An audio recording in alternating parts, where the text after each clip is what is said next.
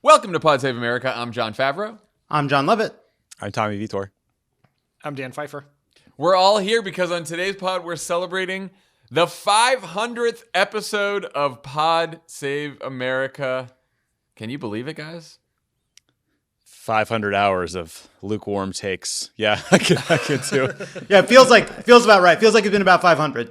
I would say they were between warm and hot, somewhere more than lukewarm, but less than spicy. Body temperature takes. Body temperature takes. It's good. All right, to celebrate the 500th episode, we asked all of you to send us questions that you haven't heard answered yet here on Pod Save America, and you guys all really delivered. We do not have enough time to go through them all, but we're going to try our best to answer as many as possible.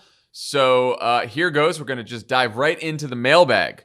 Our first question is from Richard, who asks, what lessons have you learned about how political media operates and needs to change in the future based on your experience so far? What has been the most surprising lesson you've learned in the last few years at Pod Save America and Crooked? Lovett, why don't you start us off? Yeah, I saw this question, and I think the rest of you will have richer, deeper thoughts. But my first reaction to the question was just setting the bar low. It's we spent a lot of time talking about partisan divides, but I think one of the lessons that I've taken away from the last 5 years really is that the deeper divide is between people who pay attention and people who don't. And people who pay attention. Love it. This was my take to this question too. Great. Well, we've been doing this together a while. Too long.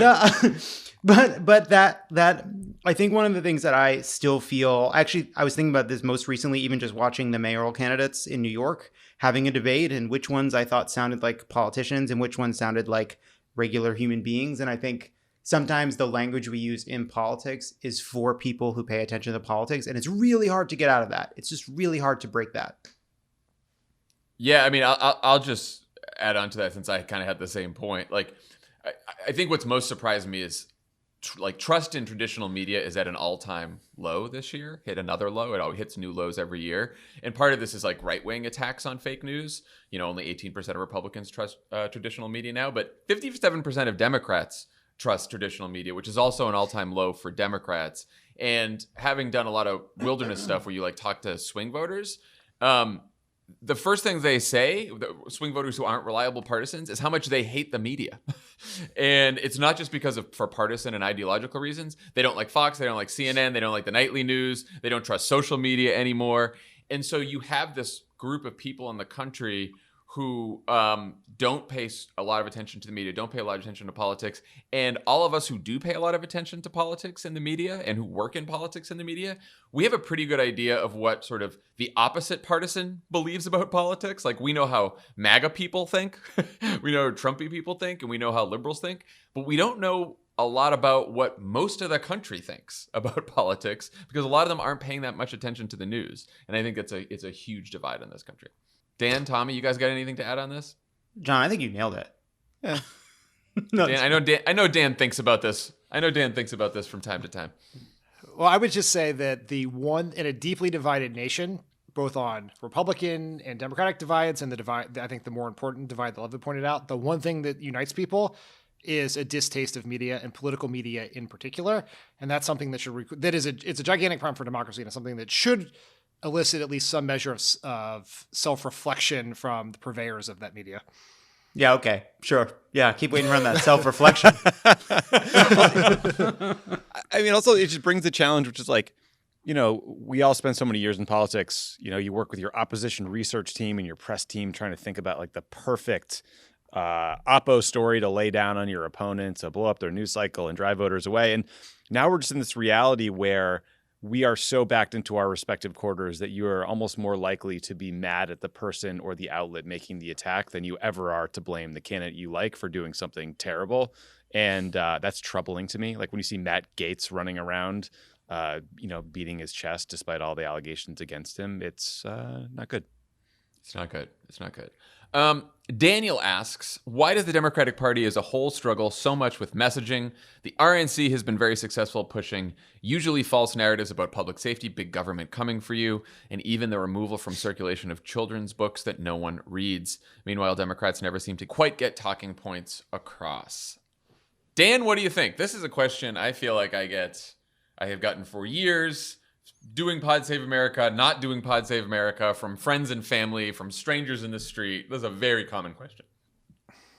So let's stipulate that Democrats could be better at messaging. Our talking points could be tighter. The messengers that we have in party leadership or on cable news could be better.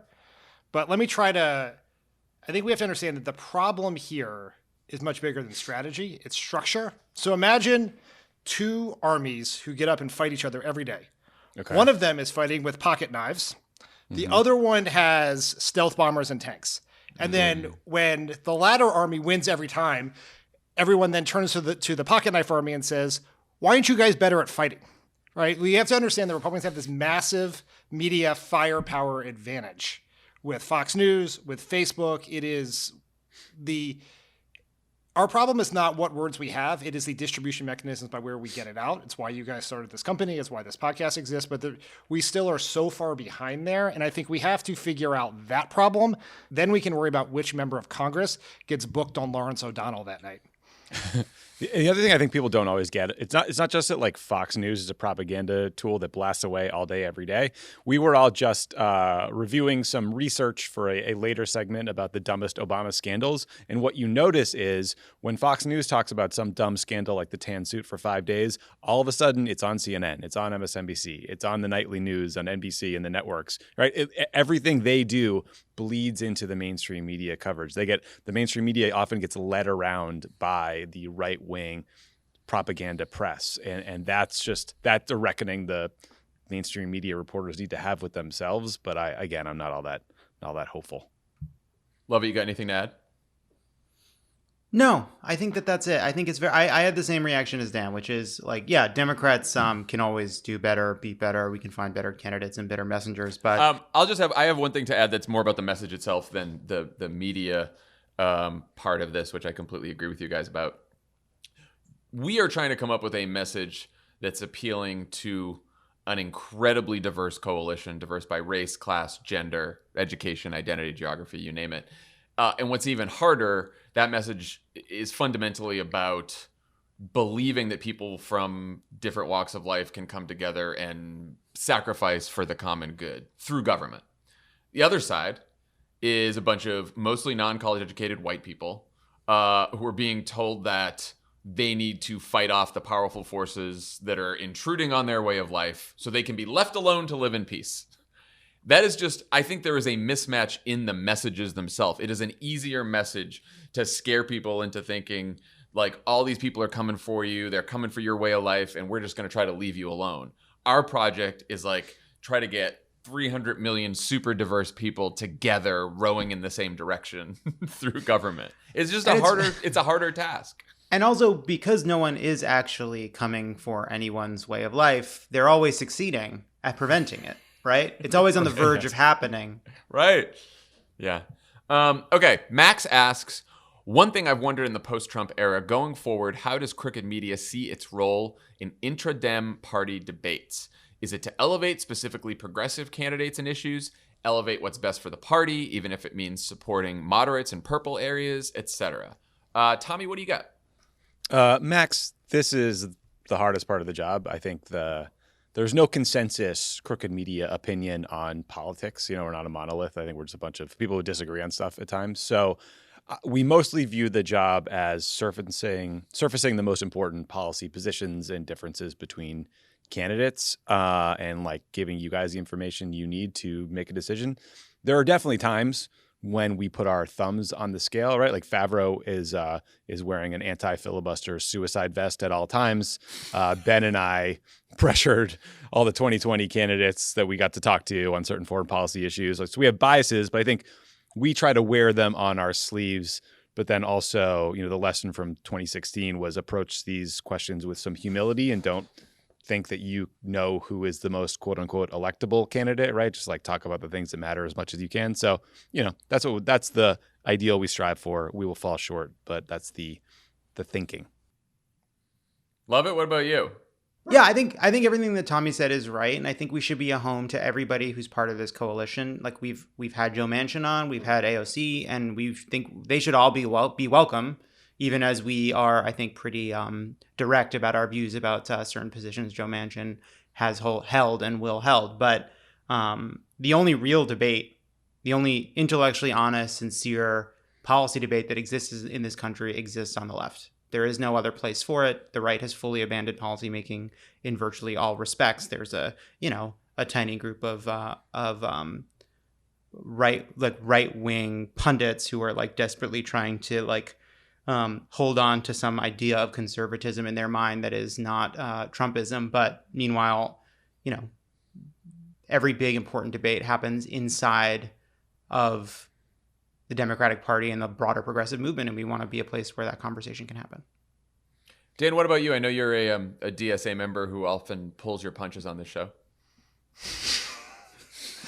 Look, I think that's right. That you guys have done a great job with Crooked Media, and we try to do with Pod Save America, to have a place where you can have all views are within the Democratic Party are welcome. We have that debate. We're going to have specific policy views, specific views on political strategy, but that doesn't mean we don't want to hear from people who don't have those opinions. I have a real we report, you decide philosophy on this one. I think it's partly because I'm someone who, like, personally, I John just runs around the office yelling media cliches. He's always like, if it bleeds, it leads.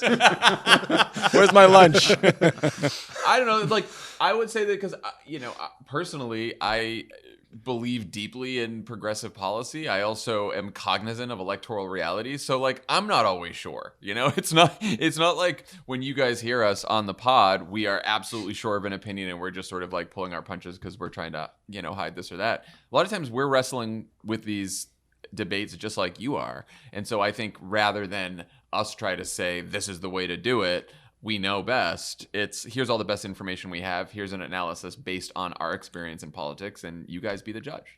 Yeah, it's funny. It's but I would hope. I think this is true everywhere except Twitter. I definitely feel it's probably a combination of just getting a little bit older, but also just the surprises and roller coaster of the last really 10 years in American politics. That I feel like I have a better sense of my values, and I have a less confident sense in what those values dictate in terms of what policy outcomes, political realities. I think I feel like I come to things with a bit more humility than I did even before. And I think that's probably good. And I am very skeptical of certainty. And certainty is obviously the token of Twitter. So that's all. More certain about my values, less certain about my takes. Yeah. Right. That's age. That's age. But we're not going to let that stop us. No, we won't. We'll come still some more takes. spitting those takes. Tom asks, when you were in the White House, how influenced were you by Democratic pundits or opinion writers? Did they have any effect in shaping policy or dealing with criticism? In that same vein, do you think the current Biden White House staff listen to and are at all influenced by what you guys say on the pod? This is a question going right to Dan Pfeiffer. Because I want to hear him talk all about being in the White House and being influenced by pundits. What you may not know is that although Jon Favreau worked for Barack Obama, the person he really worked for, his direct supervisor, was David Brooks. David Brooks, yes. Deputy White House Chief of Staff, David Brooks. Whose fault was that? Who would email us David Brooks columns, huh? I think that in general, you do not want to listen to the strategic advice of pundits who give their advice publicly. Right? I think, and that will get you in a lot of trouble. Conventional wisdom is almost always wrong. That's what makes it conventional wisdom.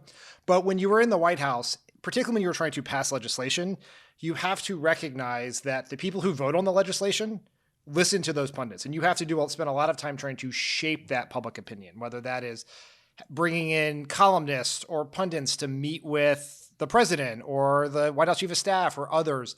We want to say it does not matter, but it does. Stakeholders help make your presidency run, and you need to manage that. It is incredibly annoying. It is a huge problem. A lot of times there would be a legitimate level of panic during the healthcare debate because Ezra Klein had a negative post on the Washington Post blog.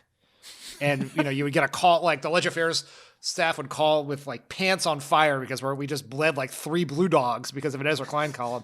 And so that stuff does matter. And I'm sure it drives the Biden folks, as it drove us, insane. And they have to deal with, we didn't really have to deal, for at least in the early years of the presidency, with Twitter as much. It was really what was honestly in the paper or on cable news. And now any number of people can ruin their morning before they even get to work. Tommy, what do you think? You dealt with a lot of the pundits on the foreign policy side. Yeah, I mean, I assume this question came in from Tom Donilon, my former boss, the former national security advisor. And, look, if like the general rule, right, is it's just like Twitter.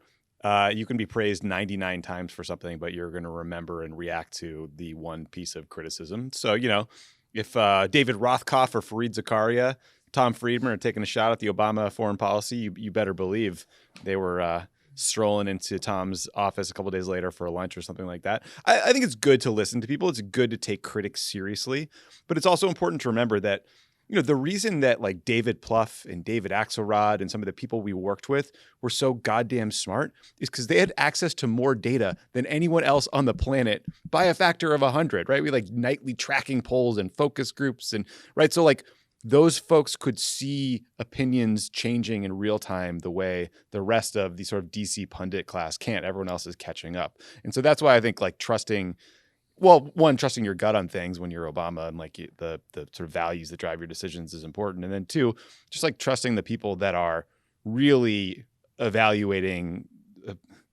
like public sentiment on a real-time basis and not just kind of what they overheard at some salon in Georgetown is important.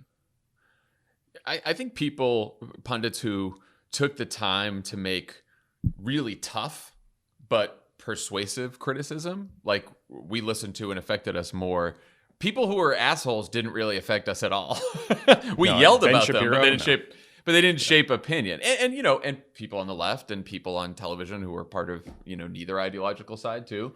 That's just advice to you for all of you as you're trying to persuade people in your life, reach the Biden administration, whatever it may be. Like when you're an asshole, people don't listen. And that doesn't mean you can't be tough in your criticism. It just means you have to be, sensible and persuasive about it. There's sort of like a couple different kinds of people here. When you sort of like, true. We sort of complete all of them. There are opinion makers in media who could be across all the ideological spectrum, people who are generally on your side of the ideological spectrum are much more influential in your White House and to the overall success of your presidency. There are professional critics. Most of them are on the right. There's some on the left who wake up every day and sort of their shtick is to attack Biden or attack Obama when he was there. And then there are people who have opinions on politics that you respect.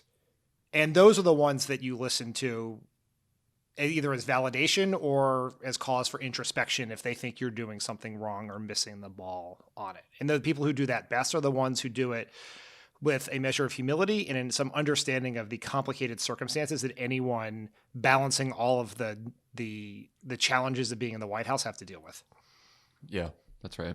All right, so 3 questions that Tommy picked out are all kind of similar. Want to take them all at once. Eric asks what Democrats can do to get Manchin in line and suggests we remove him from committees or threaten to primary him because, quote, losing his vote changes almost nothing. John asks what the chances are of passing any legislation outside of reconciliation and says he's feeling powerless, frustrated, and burnt out after working his ass off in Georgia. And Jim says, quote, even if we win, we lose. Why? And why does it seem impossible for us to do anything about it? The answer cannot always be to protest on the streets or log massive volunteer hours or phone-in campaigns. Isn't that why we voted in a trifecta in 2020 to actually solve these problems? Tommy, you want to try to take all these? Yeah, I'll do short versions. Eric, there might be nothing we can do to get Joe Manchin to listen to us, and that sucks, and I'm trying to come to terms with it emotionally, and I just can't help you here. Okay, I need to sort out my own shit before I can be there for you, and I think you're being a touch and needy.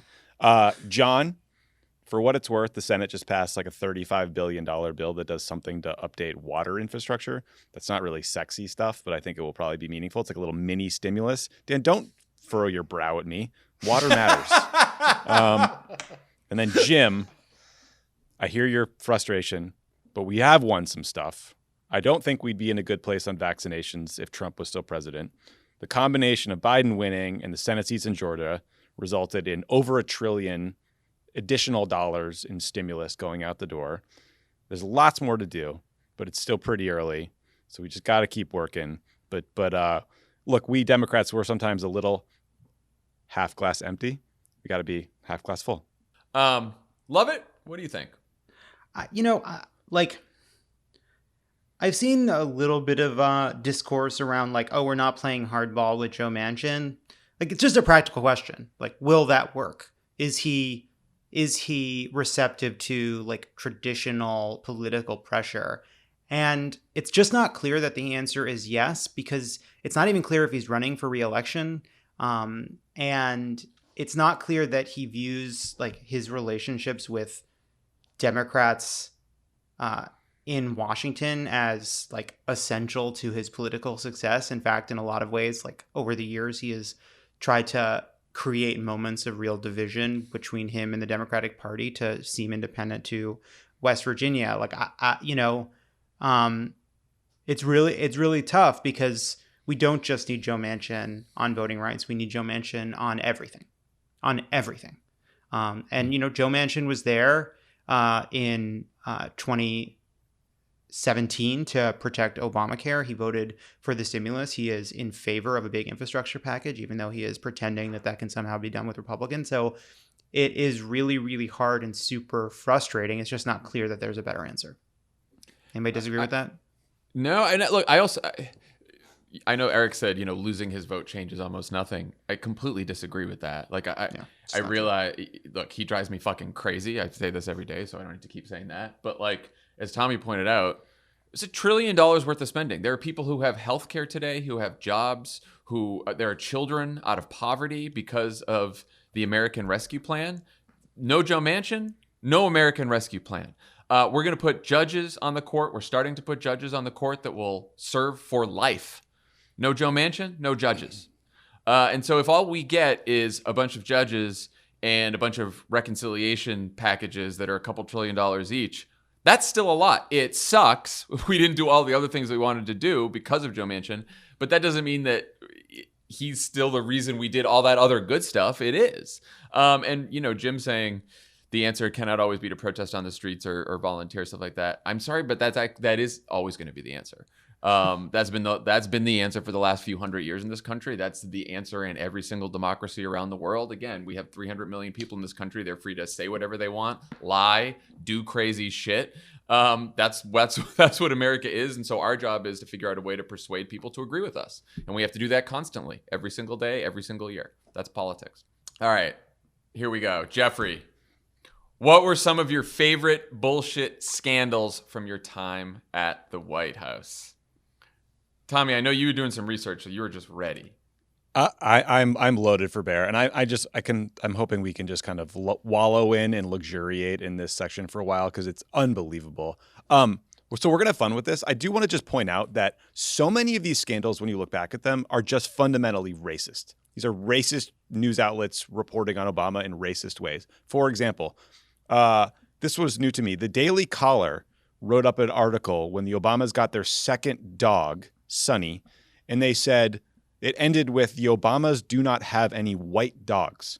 Like somehow that was a problem. Like dogs have races. Like they literally wrote that. When Obama put his feet up on his desk, the Washington Times said it was they reported that it sent shockwaves around the world. The Daily Caller also reported when the Obamas left the White House that their new residence would be close to the Islamic Center of Washington, D.C. So again, just like horrible people. Too close. A little too close, it sounds like. Yeah, I think we should make Dan... I don't see the problem there. It's just super convenient. Yeah.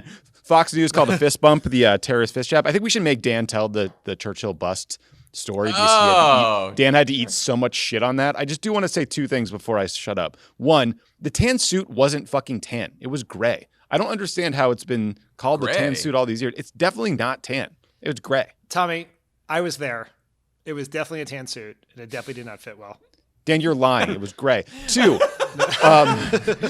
Obama was mocked for putting Dijon mustard on everything. And I just want to say that when I just started working for him in 2004, we got like dinner somewhere at some downstate place and I put ketchup on my plate, and he literally looked at me and like sneered and was like, ketchup is disgusting. So he deserves that one. But Dan, why did you hide the Churchill bust? It's a child's condiment. Dan, It's delicious. It's delicious. It's ketchup. What's the problem? There was I love ketchup. very strange controversy in the Obama White House because Barack Obama took the bust of Winston Churchill out of the Oval Office and he replaced it with a bust of Martin Luther King Jr. This was seen by everyone on the right as Obama disrespecting the special relationship between, and that's a very important term, special relationship between the United States and the United Kingdom. It is, ironically enough, all the people who complained about that did not care when Donald Trump attacked the Queen, attacked Theresa May, and did everything else.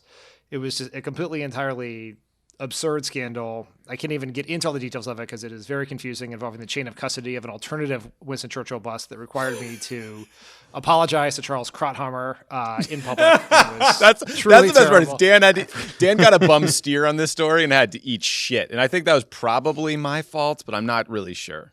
There's something that like this happened with Meghan Markle too, which is that like American right-wing pundits are so instinctively racist and aggrieved that at any moment a British person just becomes a stand-in for like an American white conservative. Yep. If the person on the other side of the issue is a Black American. Yep. Like it's wild.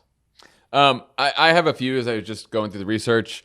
There was the latte salute. The president held a latte as he was saluting the Marines. That was a problem. At one point, a Marine held an umbrella over Barack Obama's head as he was giving a press conference out in the rain, as well as a foreign leader. That was a huge problem. Tommy, you talked about the terrorist fist bump. Remember the Obama's date night in New York? The Obamas went to New York for the weekend to have a date, and that was a huge scandal because I don't know why. But President Obama bowing to the Saudis. Remember when we went to Saudi Arabia and he bowed? That was a huge problem. By the way, the Dijon mustard incident, the Fox Chiron that day was President Poupon. That's pretty good. That's just good. That's The really selfie good. stick. Remember when Barack Obama held Yeah. a selfie stick and it was a huge scandal? Yep. CNN's John King said, people are wondering, is he demeaning the office? That was from CNN. That wasn't from Fox. That was from CNN. I'm trying to remember because wasn't there also an issue where he smiled at a funeral? Like, wasn't that an issue? No. Yeah, he there took was a a selfie. selfie At Mandela's funeral. memorial. Took a selfie Yeah. at Mandela's funeral. Big problem. Look, when you Also- when you put it that way, Lovett, It doesn't sound great. Okay, we found a wasn't real like- scandal. Well, It wasn't like look, in the front of problem the was, casket. It wasn't like... well, yeah, the reason it was controversial, it was with the villain from Lethal Weapon 2. So that was, I think, like really inappropriate. Do you remember when the White House just tweeted the picture Barack Obama took with Cody Keenan dressed as a pirate, but Yeah. they happened to have tweeted it on the day that Benjamin Netanyahu was in D.C. and they said he was too busy to meet with Benjamin Netanyahu because he was meeting with a pirate. None of which was true. None of didn't which even was capture true. that. It was Also, a the joke. pirate photo was like 3 years old at that 3 point. years old. And again, lest you think this is all like, fake scandals in the conservative media ecosystem, when President Obama did not wear a jacket in the Oval Office, the Chiron on the NBC Nightly News with Brian Williams was Jacketgate. that Jacketgate. one. I remember watching this in real NBC time. Nightly News. And Andy Card, the former Bush White House chief of staff, was attacking all of us. I'm like, I'm sorry, man. Sorry we didn't invade fucking Iraq with our coats on. Yeah. Like, Yeah. our bad. Yeah. I remember that. I Invade the remember wrong that country, Bush but make sure people- you're all buttoned up. Yeah, the Bush people were like, jeans in the Oval Office. That's no way to run a preemptive war. Like, absolute sickos. God damn it. That is the Bush administration in a nutshell. Like, yeah, obviously we started one of the worst foreign policy blunder in our history, but we had a sense of decorum, not like these Trump people. Yeah, we look sharp doing it. Taylor asks, when are you going back to the office? Soon, Taylor. July. Soon. We're going July. back in July. We're starting to go back in July. We'll be recording Pod Save America again in July in the office. We're very excied. Aren't you guys In the excited? studio. I can't wait. I'm in the studio currently. I'm just kind of wondering why you guys aren't here. You're But, just there by yourself, yeah. Daniel will have to come down again. We haven't seen Dan in person in over a year. I It's like a year literally and a half. cannot wait to come to your office. I'm so excited. Who's going in and watering that plant behind Tommy? I think fake. it's It's plastic. plant. Yeah, But it's definitely fake plant. funny you should ask, Dan. Tanya watered it for about 2 years, not realizing it was plastic. Great at content, not at gardening. Okay. Neil asks, is there a timeline for potentially doing live shows again? The people want to know, and we also got, would you want to do another tour outside the U.S. one day like you did when you went to Europe? If so, where would you want to go? Yeah, the timeline for doing live shows is when we can start booking live shows again. But we are, I think, Yeah. I will speak for everyone on this Zoom, where we're all pretty excited to get back on the road, right? You bet. I think you'll start seeing some action maybe this fall. Be nice. Yeah, tell us where you want to go. Reach out. Tell us. we'll go there. What about a tour outside the U.S.? I've been thinking about this. I've never been to Australia, and I would love to go to Australia. Yeah, I went to me too. Australia. That'd be cool. Rhodes and I have been kicking around a little Canada option. I don't want to get too crazy on you guys, but we're thinking about. We have real popping listeners north. in Canada. I've been watching Handmaid's Tale, and you just said Canada, and I was like, oh, yeah, we should go to Canada. Build some It's ties. safe there. Yeah, Just in we need case. some rat lines. Just in case. Just in case. Okay. Christopher asks, whose parent, family member, significant other is the most dedicated listener? Who is the least? Let's cause some problems. I would say, yeah, I mean, it's a tie for least. Well, so I was going to say, I think the competition for least dedicated listener is going to be fierce among our respective significant others. Actually, Howley is like a nice, lovely person who often sends nice notes about like good interviews and stuff. But I do think there's a way we could make this a competition, right? Which is to say, the clock starts now. So Emily, Hannah, Ronan, if you hear this segment, let us know. Now, the problem is... Yeah. The segment could go on infinity, right? Because none of them ever listen. So no snitch tagging. Let's let the snitch chips tagging. fall where they weigh. But if I guess if they talk about this on Keep It, Hannah will probably win. But if that doesn't happen, I think I'm losing. There is zero chance Ronan will ever hear this conversation. It is an impossibility. We might as well not even be recording it. Emily does listen whenever I mention that she doesn't listen, and then she feels guilty. So I will make sure not to mention it, just so we can keep the game, going. I will say on most dedicated listener, Mark Favreau will text when the pod is out but has not been up on YouTube yet, because now he used to listen, and now he and my mom watch on their television screen on the YouTube. And on the YouTube, look at me, 40 years old, right? Oh, the YouTube. Where's the TikTok? But he watches, he comments, he has ideas, he has suggestions. He'll text you guys directly sometimes when something happens. He has like business advice. He was like, "Why don't you guys have ads on your YouTube on the YouTube show yet? You should really get ads up there." Mark's got all kinds of ideas. And he's a very, very dedicated fan. So that's mine. What about you guys? Who's most dedicated in your life? My mom. She's the best. A lot of long drives in her. And your mom's very active on Twitter too, Tommy. She's tweeting all of us. Yeah, that's a thing that we should talk to them all about, which is to say, don't do that. I think we've all talked about this before. I don't know that I would like me just based off the Twitter version. I think we all kind of suck 2 to 3 times more on that platform, and so her watching me behave that way is probably not a good thing. Yeah. Hallie is an avid listener who leverages my access to the PSA production Slack channel to know when the pod is coming out. Oh, smart. Yeah. That's Smart, cool. smart. That's cool. Saji asks, try both. How are all your dogs doing? Have they missed each other? Have they gotten really attached to you guys and your partners in the past year of being at home? How have they helped you get through things? Leo's fantastic. I will say something very embarrassing. So I do think Pundit is more attached to us. I do think we're more attached to Pundit. We've become that kind of over the top gay couple parents to a dog that's like really hard to watch unfold, to the point where before we go to sleep each night we say family time, and then Pundit runs between us and rolls over and gets, a good night belly rub, and then goes to her spot at the end of the bed, which is like, I don't even know why I'm sharing it. It's not even like funny embarrassing. It's embarrassing. I don't think it's embarrassing at all. Thanks. I would not have survived quarantine without Luca. She was far and away my best friend. I love you too, Hannah, but Hannah knows what I mean. It's weird she doesn't listen to the pod. I mean, Luca listens. Luca listens. I think my separation anxiety is probably worse than hers at this point, but we're both learning to live again. Leo's always been incredibly attached to us, hates anytime we leave the house. So this last year of the pandemic for Leo was probably like the best year of his life because we never left the house and he was home all the time. So, but yeah, no, I feel the same way about him. They haven't really missed, well, they've all seen each other now. We've Pundit and Leo have reunited. Luca and Leo have seen each other a bunch. So yeah, they get to play once in a while. They'll all hang soon. Dan, Matthew asks, as someone living in Delaware, when is Dan running for Senate or governor? Here we go. Let's do it. Should we announce now, or should we save that for a special bonus episode? Find out what it says. There's a Here's the bonus thing. episode just called The Announcement.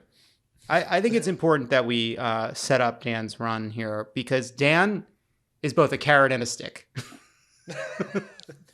Dan is a threat to those senators from Delaware who might not understand that the time has come to put the filibuster, a racist relic of our past, in the past where it belongs. But he's also a carrot, and that he'd be a great senator for the people of Delaware. And so just something to keep in mind that he may not do it. Dan may not do it. All right. He has no plans to run, but he cares about this country. He cares about the people of Delaware. Are you pitching yourself to voice the first bio spot? Those were good remarks. I thought it was pretty good. it. And I just think, people who are around Chris Coons and people who are around The other guy. Carper. Well, how do you remember Tom Carper when you got a rock star like Chris Coons in there? Carper, Coons, just be aware. Dan Pfeiffer, he's like a shark. If he stops swimming, he dies. End of pitch. Look, who wouldn't want to dedicate themselves to a year of campaigning for the opportunity to have lunch with Dianne Feinstein once a week? Wendy asks, love it. I kind of miss Mia's house, but love the room you were speaking from. Your decor or Ronan's? Not Ronan's, mine. I did this, all right? I just want everyone to know, Lovett picked this question. You bet I did. You bet I did. Also, 2 days ago, you told us that those books behind you were left there by some drifter who was in your home. Don't act like this was all some purposeful thing. That's how you make beauty. That's decorating. You just find things, you put them together, you make something happen. You pick and see glass? What are you talking about? Look, I have a much gayer aesthetic in my choices than Ronan. Like Ronan wants to live in like a 17th century hunting lodge for some reason. I need a gay space. That's why. That's how it goes. I could totally see that. Tish asks, what is everyone's creative outlet of choice? Art, craft, instrument, etc. Edibles? Is that an answer? I play the piano once in a while. Tom, you play guitar? I was playing all the time for a while, and then I think anyone who's played an instrument knows the thing that happens to you, which is you sort of plateau at sort of some sort of mediocre level where you are playing parts of the same songs over and over again and not learning anything new, and not entirely. What I always have struggled with is like figuring out how to practice well. So then I just put the thing down like 6 weeks ago, and I haven't touched it since, and I kind of feel shame about it.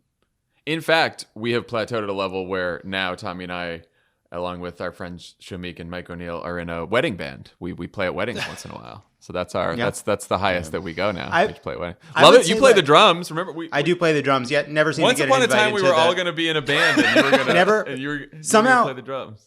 Somehow my audition for Taj and the Mahals, which is the name of the band, never comes. Shamik named it. Love it. Remember in Oslo when there was a platform that literally raised up into the air with the drum kit on it, and Lovett was on just like fucking rocking away, and they got you like 6 feet off the floor. Yes, I do remember that, and I remember there were these nice Swedish people being like, these are the people we invited to speak at our event. They seem like American losers. They are going to speak about politics. This little chubby gay one seems to make no sense. Didn't you insult the monarch or something? It was Norway. It was Norway. Oh, it was Norway. Fucking now I'm dead. Looks like we're not getting invited back there. No, they were very nice. They were very nice. This will surprise literally no one, but I have no creative outlet. Well, you No have drawing, two kids. no. Yes. You know, You've written Even two for books. kids. You've Dan, written two books. Dan, Yeah. I'm about And to a ask newsletter. you. I'm about to ask you a question that speaks directly to your creative outlet. Forrester asks, would Dan rather be on the Below Deck crew hosting the GOP leadership or be on The Amazing Race with Paul Ryan?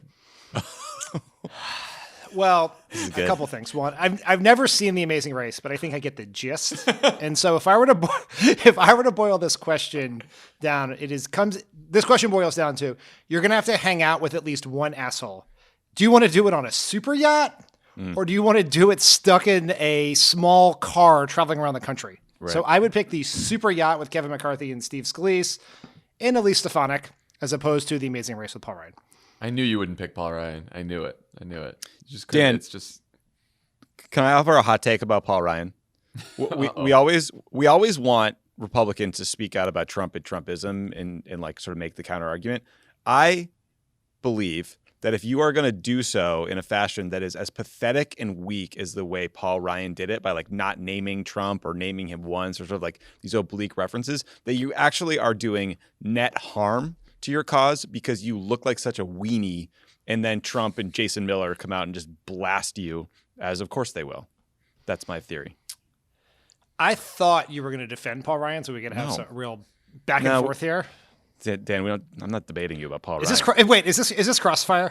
Yes, this is Crossfire. This is Crossfire. That was Paul Ryan giving a speech in which he did not mention Trump, except for one time to praise him for his economic performance pre-pandemic, was just something perfectly designed to annoy me because obviously Paul Ryan annoys me, and the weird tactic that a lot of politicians use where you will do an entire speech about a politician but then not mention their name for reasons that make no sense at the same time was just incredibly annoying. Yep. You know, though, that's an interesting. And I will say, I've never praised Jason Miller before, but Jason Miller responding to the New York Times by saying, "Who's Paul Ryan?" was a pretty good response. That was good. Yeah. I actually say though, Tommy, I do think that's that is an interesting take to me because we've always thought of it as useless, but I do actually think you're making a good point. It is worse than useless. It is counterproductive to do the weenie semi-hit because they look bad and it doesn't work. I think that's a good point. You just look weak as hell. You're so weak, Paul Ryan. Chris asks, why does John F. have a Canadian accent if he's from Massachusetts? Where does this come from? I don't know. And I don't. So here's the best I can think of. Best answer I can think of. My father's whole family, they're French Canadian. They settled in New Hampshire. Maybe some of that rubbed up on me. But if you listen to my dad and my mom, they both have pretty thick Boston accents. Yeah. I can't tell if it's like I lost my Boston accent when I was in college, and I don't know if maybe I didn't completely lose it. And so what's resulted is I say some words Canadian. John, what do you style. what do you put a knife in? What do you put a knife in the kitchen? A draw? Yeah, that's not Canadian. That's I say just rum. bad I say American. rum. I say rum too instead of That's rum. trash American. I say rum. I say think rum a lot. maybe like what we're learning here is that your American accent is almost as bad as Kate Winslet's Pennsylvania accent. I mean, that's pretty bad. And maybe you're actually a British actor. Yeah, that is very I hate true. to tell you this as someone who grew up within 30-mile radius of Easttown, that's actually not that bad. It's pretty. Oh, Wow. Oh. Seriously, Dan, I'm not saying it's that bad, but it comes and it goes, and it's on. There's a specific word that she trained pretty hard to get, like a specific vowel sound. Warder. It's Warder. Anyway, huge fan. John's a crisis actor. I also just want to note, John, that you were like, I don't know where this crazy question come from. Let me give you just a very esoteric theory. My dad's family's from Canada. That probably answers it. But it's not like direct. It's like my grandfather, came. I mean, it's not like my dad lived in Canada. They're from Manchester. Okay. This is a very important question. Taylor asks, on a scale of 1 to 10, how much does Lovett hate Aaron Sorkin? I didn't pick that question. I have nothing but cherished memories of my experience making season 3 of The Newsroom. I learned a lot and made wonderful friends. That 9/11 scene you wrote was amazing. No, it was the Bin Laden. It was when Tommy, it was when we caught Bin Laden on the plane. Right. That was just a brilliant scene from Lovett. When you had him salute the captain, I thought that was so. It was such great writing. It was moving. People criticize that, but I'm going to defend Lovett. I'll say one thing that I did say in the writer's room, which I think that he did not. It came back around to bite me later, and I won't talk about that. But I will say there was one moment where there was some debate about some like particularly dramatic moment about, you know, making this news broadcast for Atlantis cable news, basically a version of MSNBC. And I just remember thinking, like, everyone here is being so dramatic, but like, can we just all keep in mind, like the best case scenario is they make a great episode of Rachel Maddow. How'd that go? Like that. Very funny. Very funny. Love a great episode of Rachel Maddow, but I don't know. We need the strings. Speaking of Rachel Maddow, our last question. Our last question is from Rachel. We're going to end on a nice, serious, reflective note. How do you maintain optimism or sanity when talking about the topic of politics and the future of America? Lovett, why don't you start? Edibles. Yeah. That's a good question. Yes, edibles. I do think that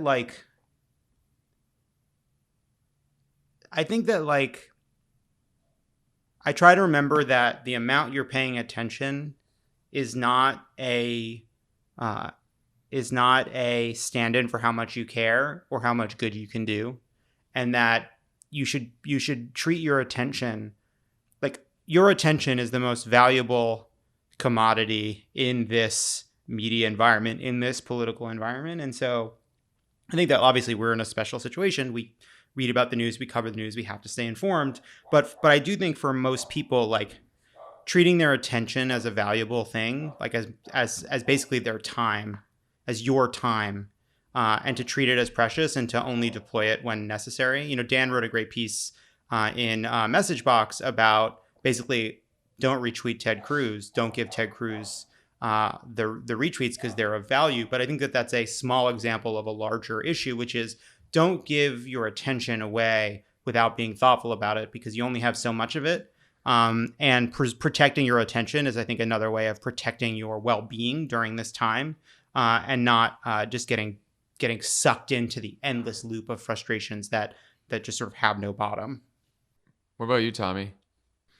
I'm not sure that I do maintain optimism per se. I mean, I think I was lucky enough to work for Barack Obama, and I think his sort of like big picture, long-term outlook, and the way he talked about that in a way it informed all the things we did is sort of what I've borrowed from at times when I've struggled. But I think, sometimes you're allowed to be pissed and sad and harness those feelings too, if we're being totally honest. Like, I'm not sure I feel all that optimistic about redistricting and voter suppression laws and all this stuff, but like you kind of just don't have an option, right? You got to keep going. Yeah. Dan? I think it's easy to get frustrated by Joe Manchin, the things that haven't gotten done yet, and like never-ending, ongoing infrastructure talks and all of that. But I think we can't lose the thread about what happened in 2020. Like, the entire fucking enterprise was on the line in the middle of a pandemic, and millions of people, a lot of whom we got a chance to meet back when we could leave our homes and travel, many of them listeners of this podcast and Crooked Media podcasts and people who support Vote Save America, got together, found a way in the middle of a pandemic to find time to make phone calls, text bank, donate money they may not have known they were going to have, and they saved the fucking country, right? Is all the work done? No. But imagine what would have happened if we had lost that election. Imagine what would have happened if we hadn't won in Georgia. And that's because people stepped up. And it's easy, and we do it all the time, get sort of very focused on the things that have not been fixed yet, or the way the deck continues to be stacked against Democrats. And we should push Joe Manchin and everyone else to unstack that deck and to not miss this opportunity to do that. But even with, under the hardest circumstances possible, running against an incumbent with all of the advantages that a Republican has in our political system, Democrats stepped up and won, and we would be so absolutely fucked if that had not happened as a democracy, as a country in the middle of a pandemic. And people did it. I think that is something to be optimistic for, because it was a truly heroic thing that the most important election in history, a bunch of people stepped up in the hardest times potentially in their lives and delivered. And the reason that I remain optimistic, in light of what you just said, Dan, is I think politics is fundamentally about persuading people to change their minds. And that's either like changing the party that they vote for or changing their status from non-voter to voter. You're always trying to persuade people. And if you persuade enough people to change their minds, you change politics and you change the country. And I've seen that happen like too many times in life to believe that it can't. You mentioned this, Tommy, but like the formative political experience of my life was helping to elect a black state senator named Barack Hussein Obama president. And if that's possible, then anything's possible. And if you can persuade people to do that, and I've seen it in 2006, 2008, 2012, 2018, and again in 2020. And, as dark as it seems, this is just about person to person trying to change people's minds. And as long as you can keep doing that, then you should still have optimism. All right. Love it. I heard you had a game for us. What is the present? We live our entire lives in it. It is the only place we can live, and yet deep down we know it doesn't really exist. No matter how close you zoom in on time itself, you cannot find a space between the past and the future. They are always touching. But in defiance of this contradiction, this paradox, there is impossibly Twitter, which manages to separate the past and future, to hold the two apart with the strength of takes alone and scream from the chasm between. Right now is all that matters. The present is real and vast and all-consuming. Anyway, now it's time for a game we call First Pod Gets the Fave, 500th episode edition. Here's how it works. I'm going to share a comment made on Twitter or Pod Save America by a host or a guest, and you'll have to figure out who said it. Are you ready, boys? Yes. This is tough. Dan, I'll start with you. Which guest said the following on Pod Save America in June of 2017? We couldn't get one Republican to vote for it back in 2010. The Republicans have doubled down and made it even worse. They haven't even put up the appearance that they want it to be bipartisan. June of 2017. Mm-hmm. That was before the pandemic, right? Mm-hmm. Trump was president. 2017, early on, early days. Was it Senate Majority Leader Charles Schumer? Incorrect. Anybody want the steal? It was Joe Manchin on Pod Save America. Roll the clip. But then still yet we couldn't get one Republican to vote for it back in 2010.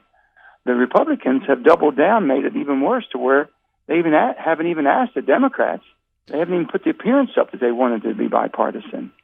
John, over to you. In May of 2017, which Pod Save America host tweeted the following? Again, this is May of 2017.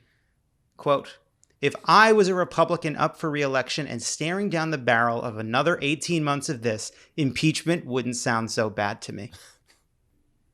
Me? This is Dan Pfeiffer. Dan Pfeiffer. And it was always tweets are devoid of their context. And I don't know what was going on that this was meant to capture, but I assume it has to do with something with like Scaramucci and Reince Priebus. Yeah. Tommy, in July of 2017, this Pod Save America host said, and I quote, "I'm starting to really like Susan Collins." Favreau. It was Jon Favreau. It was because she had been caught on a hot mic torching Representative Blake Farenthold of Texas.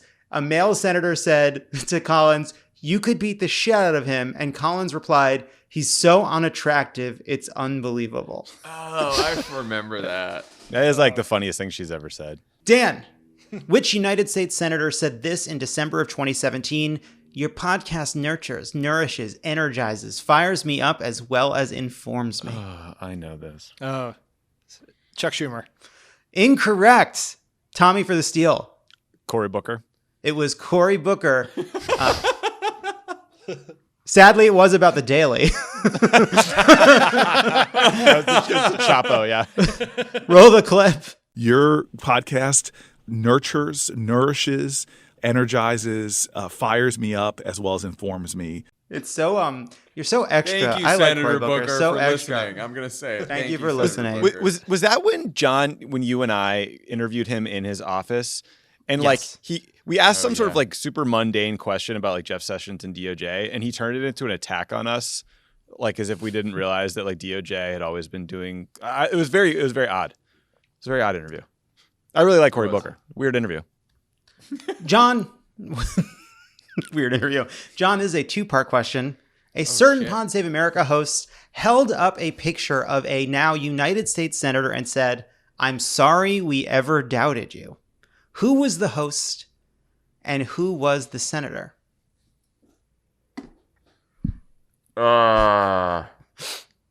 The host was you. Nope. The host was Tommy. It was Tommy, but who was the senator? Now senator. She is currently a senator. Senator is Was not a senator when he held up the photo. I held up a photo. Mm-hmm. Dan, you have any guesses? What date was this? This was You in didn't hear? November of 2018. That's a hint. Oh, it is Tommy's favorite senator, the person he would work for if he left this podcast, Kirsten Sinema. That's exactly right. It was actually because you were saying that you doubted her victory, but you held up the picture and says, "I'm sorry we ever doubted you," because we had made the same mistake. We were like fucking Trump being like, she lost, and then the votes came in, and of course she had won. We didn't. Totally our bad. Every media organization did this, but our bad for like poor Kirsten Sinema's staff was like, we think we won this. What are y'all talking about? Like when the votes come in, it's going to to be great. We're like, no, And they we have heard the paid cable us news back say we- every day since. Yeah, we that's paid on for me. that mistake in blood. Over to Tommy. In September of 2020, a guest on Pod Save America said, "You're a bad boy." Who was the guest and who was the bad boy? Joe Biden. Nope. You're a bad boy. It's surprising. There's a lot of danger even in guessing. So Who called? I'll tell you. I'll now tell it you that Favreau? Favreau is the bad boy. that's okay. I kind of remember this. Oh, Was it Elizabeth was Warren? was it Schumer? It was Schumer. Schumer. Roll the clip. So I know this is like asking you to pick between all of your children, but do you have a favorite under the radar Senate race where you're feeling good about the Democrats' chances? You're a bad boy. What a weird Dan- thing to say. In November of 2018, this host tweeted, and this is November of 2018, "We not only have to win, we have to run up the margins in 2020 or he won't accept the results. He may not anyway." I think I know this. Is it Jon Favreau? No, it was me. It was the only good Love prediction it. in this Love entire it. game. He said that all the time. it's the only good prediction. But I actually, while we were recording, I did want to pull another one. This is from October of 2016. Oh God! Fuck This you! Pod Save no. Am- You fucking monster! Tim Kaine is running for vice president in 2016. Mike Pence is running for president in 2020. Who said it? Dan. It sounds like some stupid thing I would say. Sounds like a Dan take. Wow, that's really hurtful to Dan. It was my terrible tweet. I couldn't just give my one tweet an excellent take. I tweeted some effusive, over-the-top thing when Tim Kaine was named, and he gave a very good announcement speech because I was hearing from tons of ex-staffers, and I don't know that I nailed that one. And finally, this last question, anybody can take it. Jump ball, as they say, I guess. Which early guest said, and I quote, "I cannot believe people actually listen to you." Barack Obama. Barack Obama. You got it. And that's the true. game. That's the game. You're all winners in my book. Guys, Well done, love it. it was a First great game. pod Great game, love Gets it. the That was fun. fave. No. That was great. So that's great it. job, everybody. That's our show for today. That's our 500th episode. To everyone who submitted a question, thanks for sending that in. We always enjoy hearing from you, and thanks for sticking with us for the last couple years. It's been fun, and the reason this job is fun and doing this podcast is fun is because of all of you, because you all engage with us, because you show up at shows, because you lob in criticism, have ideas, and because all of you work so hard to volunteer in 2018 and 2020 and really stepped up when the country needed you. So thanks, guys, and we're excited for 500 more.